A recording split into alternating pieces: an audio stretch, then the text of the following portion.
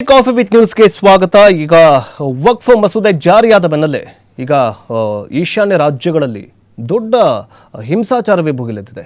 ಮಣಿಪುರದಲ್ಲಿ ಹೆಂಗಾಗಿತ್ತಲ್ಲ ಹಿಂಸಾಚಾರ, ಅದೇ ತರನಾಗಿ ಪಶ್ಚಿಮ ಬಂಗಾಳ ಆಗಿರಬಹುದು, ಒಡಿಶಾದಲ್ಲಿ ದೊಡ್ಡ ಹಿಂಸಾಚಾರ ಭುಗಿಲಿದೆ. ಏನಂತಂದರೆ ಮುರ್ಷಿದಾಬಾದ್ ಅನ್ನುವಂತಹ ಒಂದು ಊರಿದೆ. ಆ ಮುರ್ಷಿದಾಬಾದಲ್ಲಿ ಜನ ಏನು ಮಾಡ್ತಿದ್ದಾರೆ ಅಂತಂದರೆ ಈ ಹಿಂಸಾಚಾರ ನೋಡಿಬಿಟ್ಟು ಮನೆ ಬಿಟ್ಟೇ ಹೋಗಿಬಿಡ್ತಿದ್ದಾರೆ. ಎಷ್ಟಂತಂದರೆ 400ಕ್ಕೂ ಹೆಚ್ಚು ಜನರು ಮನೆ ಬಿಟ್ಟು ಹೋಗಿಬಿಟ್ಟಿದ್ದಾರೆ.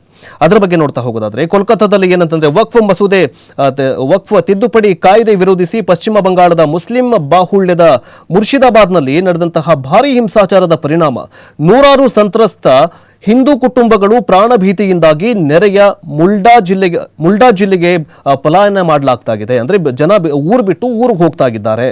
ಜನರ ಪಲಾಯನದ ಬಗ್ಗೆ ಸ್ವತಃ ಅಧಿಕಾರಿಗಳ ಮಾಹಿತಿಯನ್ನು ನೀಡಿದ್ದಾರೆ.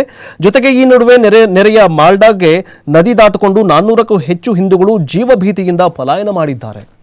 ಅಲ್ಲೇನಂತಂದ್ರೆ ಈಗಾಗಲೇ ಸಾವು ನೋವು ಸಂಭವಿಸಿದೆ. ಜೊತೆಗೆ ಎನ್ಕೌಂಟರ್ಗಳು ಆಗ್ತಾ ಇದೆ. ಅಸ್ಸಾಂನಲ್ಲೂ ಕೂಡ ದೊಡ್ಡ ಏನಂತಂದ್ರೆ ಹಿಂಸಾತ್ಮಕ ಪ್ರತಿಭಟನೆಯನ್ನು ನಡೆಸಲಾಗ್ತಾಗಿದೆ. ಪಶ್ಚಿಮ ಬಂಗಾಳದ ನಂತರ ಇದೀಗ ನೆರೆಯ ಅಸ್ಸಾಂನಲ್ಲೂ ಕೂಡ ವಕ್ಫ್ ವಿರೋಧಿ ಹೋರಾಟದ ಕಿಚ್ಚು ಹೊತ್ತಿಕೊಂಡಿದ್ದು ಹಿಂಸಾಚಾರವನ್ನು ಕೂಡ ನಡೆಸಿದ್ದಾರೆ. ಭಾನುವಾರ ಕಚಾರ್ ಜಿಲ್ಲೆಯಲ್ಲಿ ಗುಂಪೊಂದು ಪೊಲೀಸರ ಮೇಲೆಗೆ ಕಲ್ಲು ತೂರಾಟ ನಡೆಸಿದೆ. ಮತ್ತೊಂದು ಸರ್ತಿ ಏನಂತಂದ್ರೆ ಈ ಜಮ್ಮು ಕಾಶ್ಮೀರದ ರೀತಿಯಲ್ಲೇ ಹಿಂಸಾಚಾರ ನಡೀತಾ ಇದೆ. ಹಿಂಸಾಚಾರವನ್ನು ಮತ್ತೆ ನೆನಪಿಸುವಂತೆ ದೊಡ್ಡ ಅನಾಹುತವೇ ಪ್ರತಿಭಟನೆ ನಡೀತಾ ಇದೆ.